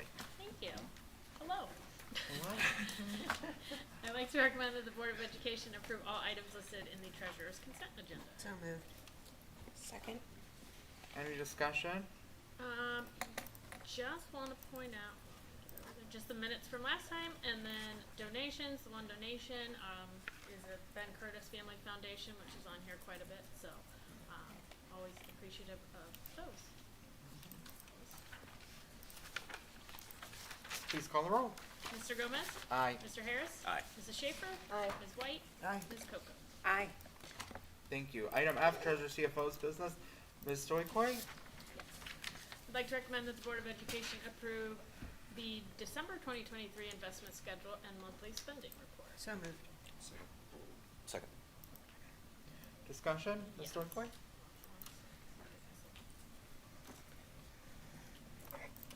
Okay, you can look at the interest, start there. This is a pretty uneventful month overall, December. There's not a lot of activity, revenue-wise, and our expenditures are pretty much the same as they are every other month. Excuse me. Sorry. December, a little bit down, but it's not like it's bad or anything, compared to the other months. However, with us, like I say every month, starting to make those, larger payments on the project, those balances are dwindling, so obviously we're not pulling in as much or have as much to invest as we did previously, so you'll probably see that, come down a little bit, month by month. Same thing, cyclically, this is a down month for us as far as cash balances, and then we start back up now that we're gonna be getting into that, first half of real estate, collections, so, pretty much par for the course there. General fund. Like I said, not a lot happening revenue-wise, this month, so pretty much in line with previous years. December, expenditures, are a little bit, remember we paid our stipend out to, administrative and our SEIU employees in December as a separate check. So that does have something to do with that. People, those employees also started receiving any, adjustments or retro payment at the end of November, beginning of December.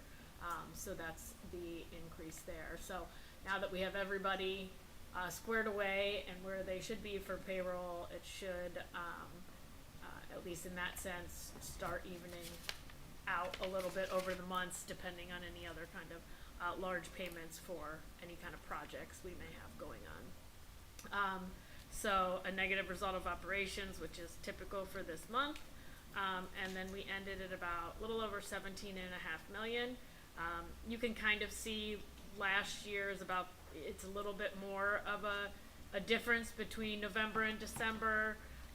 But you can see the trends in the years past, how they kick up. But if you do remember, we were looking at a few $1 million in expenditures over revenue this year in the November forecast, just because of the timing of some of the air conditioning and waiting and things like that. So we were kind of sitting on that money that we collected, and we're paying it out incrementally as that project moves along at Lincoln and Richardson. So that's about where we said we would be at the end of the year. And trends usually dictate, as you can see, where we end in December is kind of about where we end in June, barring anything majorly unforeseen there. So that there's nothing there that alarms me or is out of the ordinary. So.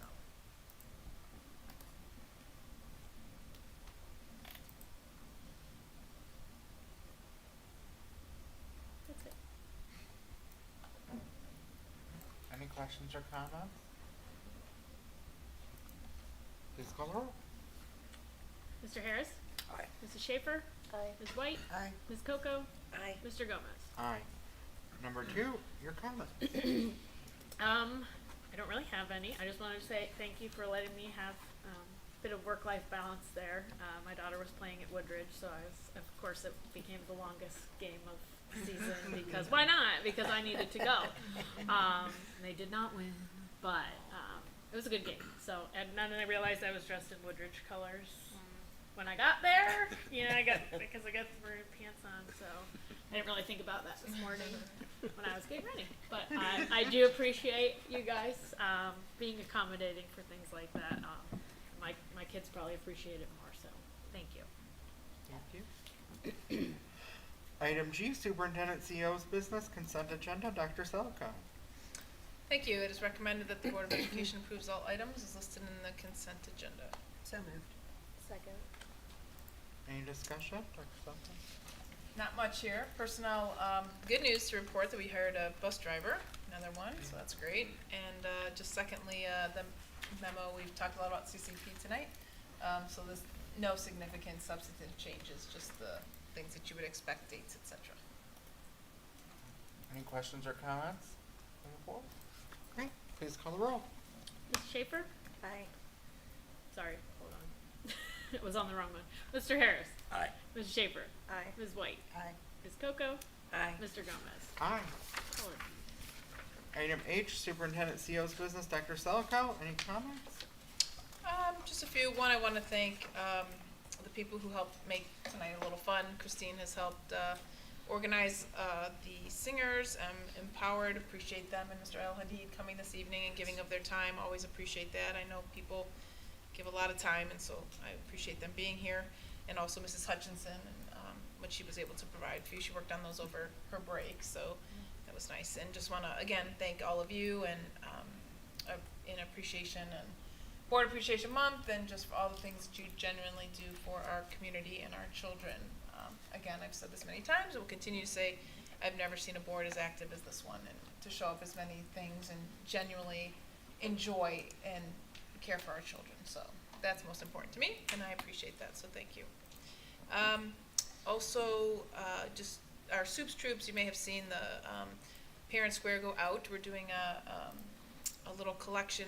Pastor Jay called me in a little bit of a panic. They were in need of toilet paper, toothpaste, and hats and gloves. And so I met with Soups Troops for lunch, and they decided that this is how they wanted to handle it. So I let them lead the way, and they wanted to involve the entire district, and we wanted to have a little incentive for children who could bring something in. So Chef Bailey was great in offering a free cookie for those who are able to donate, and recognizing that not all of our students are able to do that, but those that can, we do appreciate it. So that will go on this week. And then at our early release, our central office administrators will join each one of the buildings, some of our central office, to work on our continued work with equity and DEI. So we're going ahead with our modules. So many of us are in identity development right now, but we're all going to be a part of that and showing our support at central office to be in the buildings this Friday afternoon. And then I will be at the One Act play this Friday night. And that's it. Thank you. Thank you, Dr. Song. Item I is board business. Number 1 is a memorandum of understanding with SEIU Local 1. It's recommended the Board of Education approves the memorandum of understanding with SEIU Local 1 and the Cuyahoga Falls City School District regarding onboard instructor pay, Article 6, Section R. So moved. Second. Ms. Coco, any discussion? Finally got the contract actually finalized. Now we're amending it, but for a very good reason.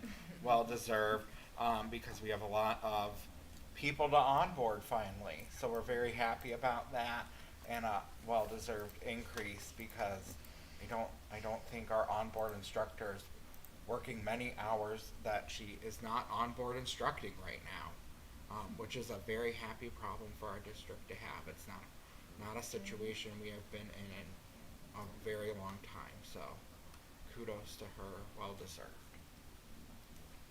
Please call the roll. Ms. White? Aye. Ms. Coco?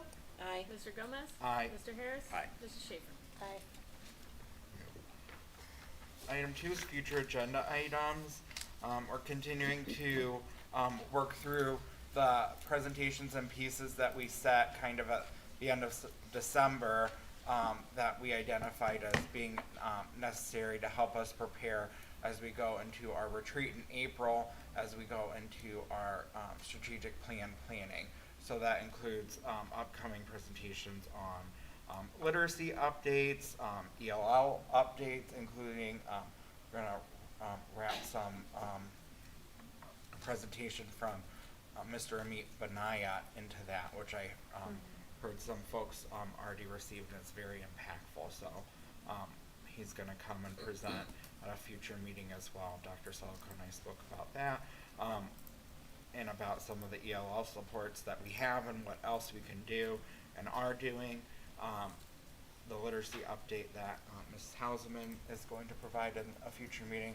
Of course, we have Dr. Salko is going to present on the strategic plan goals we have right now and where that's going. And then one of the things that we've talked about at the end of December was, well, I guess we met in the middle of December, was that we need to have a discussion on the levy cycle. And so we haven't plugged that into a future meeting yet, but we want to work with our treasurer to have a conversation about that, because our wonderful time of not being on the ballot is nearing its conclusion.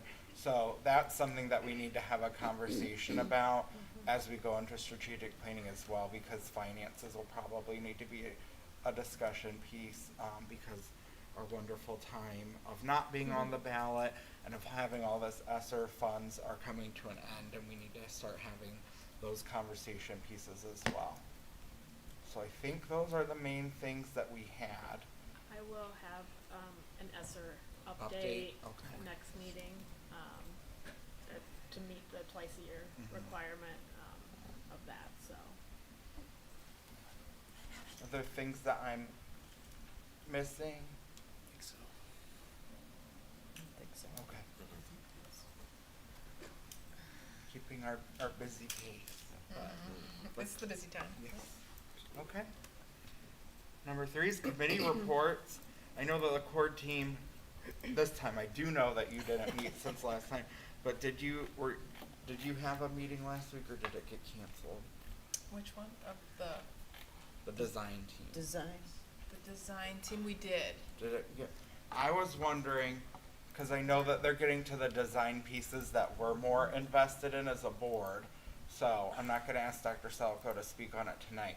But I think going forward, we know that at one meeting, Ms. White will have an update for us on core team. But I think at the other meeting, I'm going to ask Dr. Salko to give us a brief update on the design team, because I know they're getting to the pieces that we're more invested in as a board.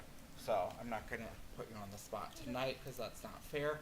But I think going forward, that'll be a good model for us, and it'll keep us abreast of the topics. So are we in agreement with that, board? Okay. Okay. Fair? Okay. Athletics, you did not meet. Board policy, we have not set a meeting yet. Ms. Alliance did not meet. District Wellness Committee, I know it's starting to get formed, but I don't think you have a meeting date yet. But that's starting to come together. Financial Advisory Committee meets on the 13th. We did not meet. Legislative Liaison, Mr. Harris, do Yeah, you just have real anything? brief. Just a couple committee updates. The committee, House and Primary Secondary Education Committee heard sponsored testimony on House Bill 348, which would establish pilot programs to increase student attendance and graduation rates through financial rewards and incentives. The committee also heard sponsored testimony on House Bill 339, which would establish the non-chartered educational savings account program for eligible students enrolling in participating non-chartered, non-public schools. And then also this afternoon, the Senate overrode Governor DeWine's veto of House Bill 68, again banning gender-affirming care for trans youth and preventing transgender athletes from playing in, their specific gender sports. So, yeah, that's it. Mr. Gomez, may I add one thing to the Yes. House Bill 410? So one thing I didn't share last week, I think it was the Friday before, we had, as I often go every couple months, we meet with legislators. And the last meeting, we had a little bit of a different format, and we met with, there were 5 senators and House reps there, and to meet it with superintendents. And one of the topics we tackled was, one was vouchers, one was transportation, but the other one was attendance. And so I was at the attendance table and had a chance to talk to each one of the 5 legislators, and we brought up House Bill 410, and they get so many put in front of them that I had to refresh their memory of what House Bill 410 was, and my opinion of, well, not only my opinion, but my colleagues' opinions of 410 and how we really don't find it helpful to us. When we struggle with our attendance, it was, whatever they felt was intended to help with attendance has not helped districts at all. So I was able to speak to them directly, and it's ironic that now there's something being, it's being brought to light again. So I did ask our advocate lobbyists to share with them the latest, just bring it to their attention that this is what they just heard from us. So they're going to do that. So. And that is a future agenda item that I did forget, because we did ask for information on attendance with all the investments we've made and with our partnership with Stay in the Game. So that was a future agenda item that I did forget. So thank you for reminding me, because that's one that we had that I forgot. So Yes. thank you. Is there any, I know I read in the Beacon today about the couple senators that want to do away with the state income tax. Do we have any more info on that, or is that coming? Or it's not going It's coming. anywhere? I'll definitely have some more information Okay, on that. I think it's, I believe it's still in discussions Yeah, right now. that's something but to worry They're about. floating that around Yeah. right now, and obviously that's going to impact Yes, low-income folks in the long run. So, but yeah, I will. thank you. Yeah, provide I you. appreciate Yeah. it. One of the things Just in in case. states that don't have an income tax, it's not necessarily an increase in property tax, it's an increase in sales tax. Sales tax. Yeah, but Your that hits sales more. taxes often go into the double digits. Right. You see Yeah. 10%, 12%, 14%.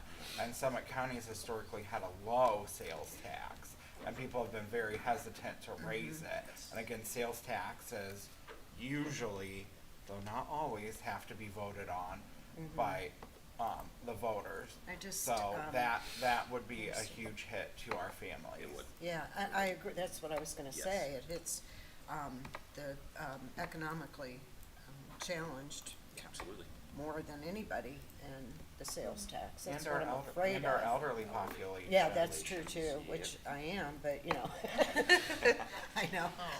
Thanks for that, Ms. But White. anyway. Yeah, I'll get you an update on that. Yeah, thank you, appreciate that. And then Student Achievement Liaison, your meeting in February, I believe. So, takes us Yes. to comments. Ms. Coco, you're up first. So I don't have a lot this evening.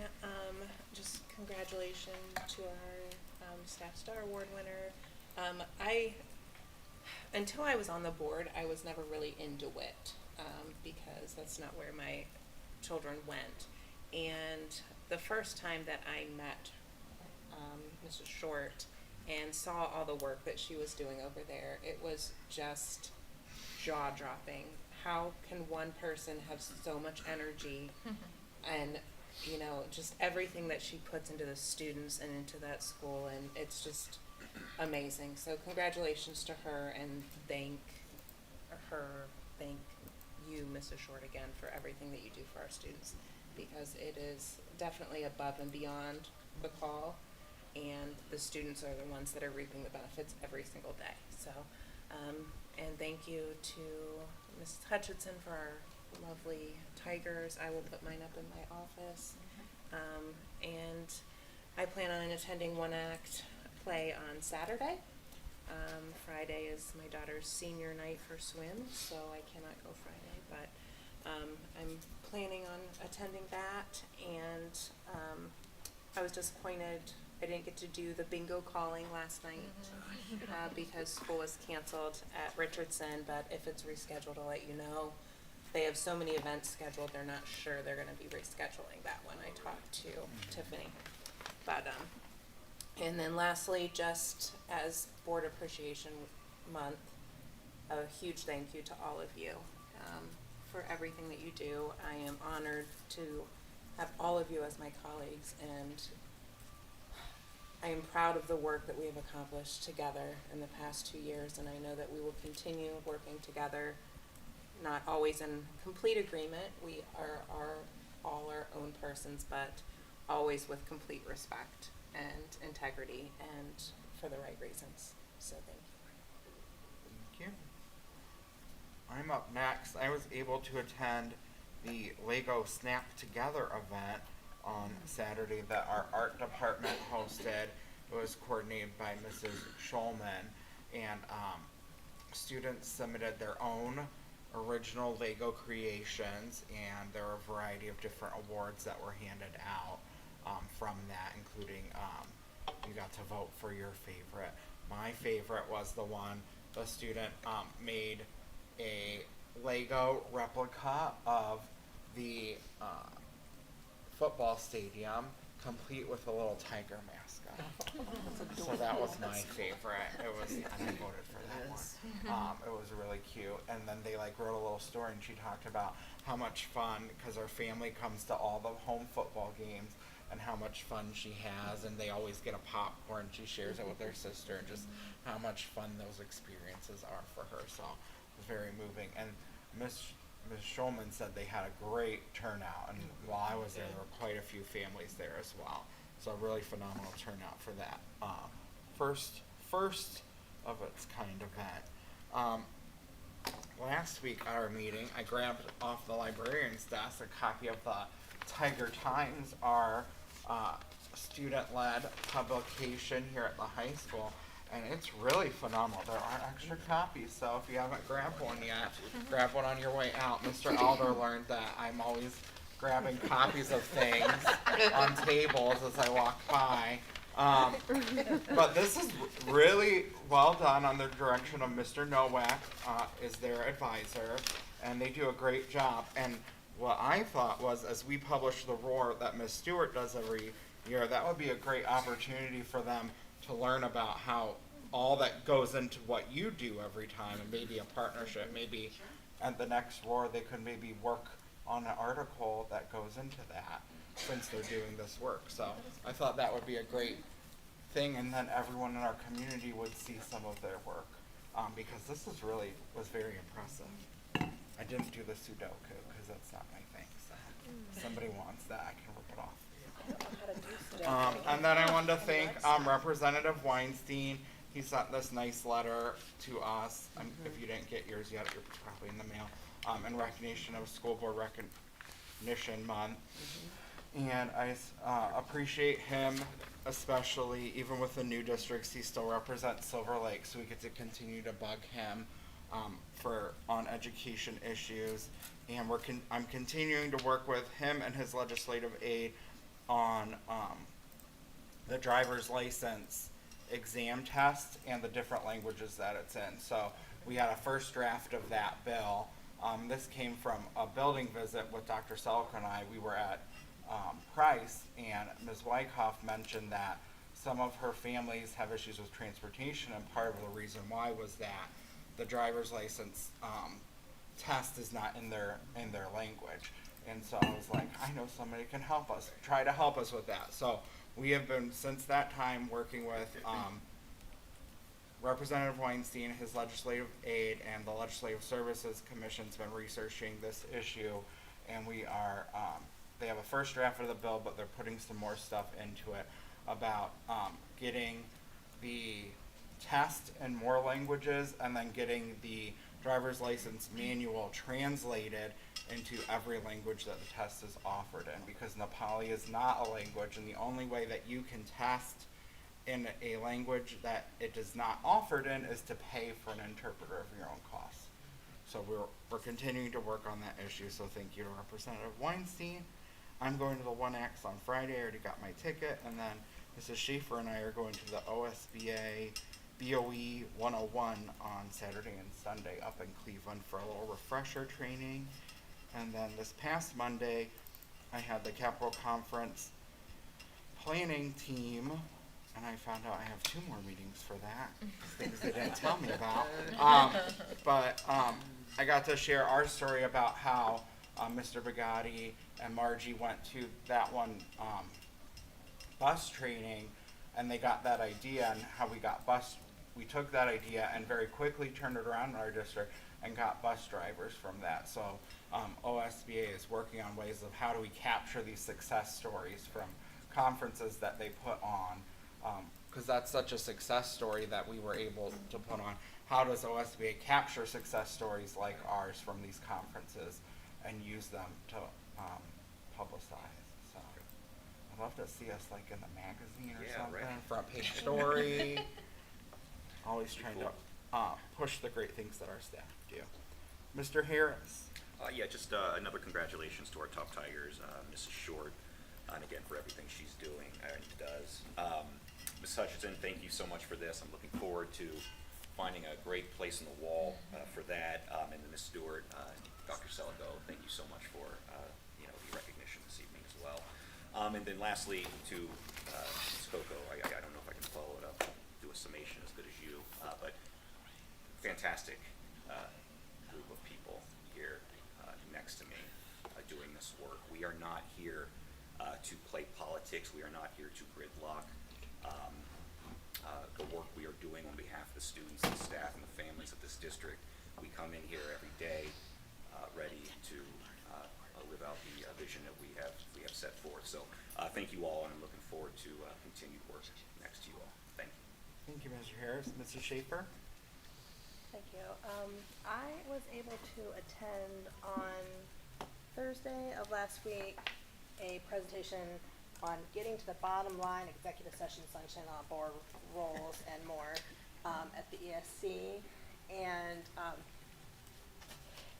I think the most interesting thing about, there was a lot of information, some good information. The most interesting thing was the interaction of other boards amongst themselves, and it was interesting. It was interesting. Some people chose to sit next to their other fellow board members. Some people did not, and there was a lot of questions that were specific questions that were tried to ask in a non-specific way. So it was just it made me very appreciative in celebration of Board of Education Month. I'm happy to be working with the people that I work with. And like everyone said, we don't always have the same opinion or agree, but we are respectful of each other's opinions and will listen to each other. Also got my letter from Representative Weinstein. And I think Ms. Coco, you said the same thing. We're not doing this job for accolades, but it is nice every once in a while just kind of get a little, I see you. It's a nice recognition. So I do appreciate this. Maybe I can sit with you, Ms. Coco, at the One Act play on Saturday. Yeah. And then, Saturday, I'll be in Cleveland, won't I? Yeah. Oh, yeah, I don't know. Try to do that tomorrow then. Friday. Okay. And then Saturday I will be in Cleveland for the Board 101, which I'm excited for. Thank you. Ms. White? Yes, unfortunately, I have another death that happened in our district. Mary Kay Millish, 78, passed away. She was an aide at the high school and also did the senior commons and study halls, I believe, as well. And just a wonderful lady, good with the kids. I know my kids had her. I don't know if anybody too young up here had her, but she was just a wonderful lady and role model for all of us. So our condolences to her lovely family. Yeah,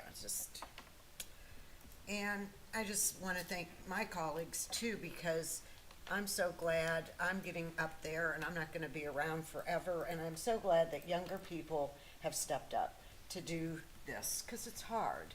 It takes time and effort, and we don't really get paid. Not that we care, we don't. But, you know, it's a lot of time and effort. So I really appreciate I know you're not that young, but you're youthful compared to me. And I, just want to thank them for stepping up. It's really good to see. So thank you very much. I do have an article, but I'm going to put that off because my ears are so plugged up right now I can barely hear, and I don't want to hear and make a mess of my reading, so I will put that off. So thank you, and thank you to everybody. Thank you, Ms. White. Item J, executive session. Number 1, it's executive session pursuant to Ohio Revised Code, section 121.22G1. It's hereby moved the board adjourns to executive session for the purpose of considering the employment and compensation of an employee or official of the school district. Is there a I'll second. Any discussion? Please call the roll. Ms. Coco? Aye. Mr. Gomez? Aye. Mr. Harris? Aye. Mrs. Schaefer? Aye. Ms. White? Aye. We're in executive session at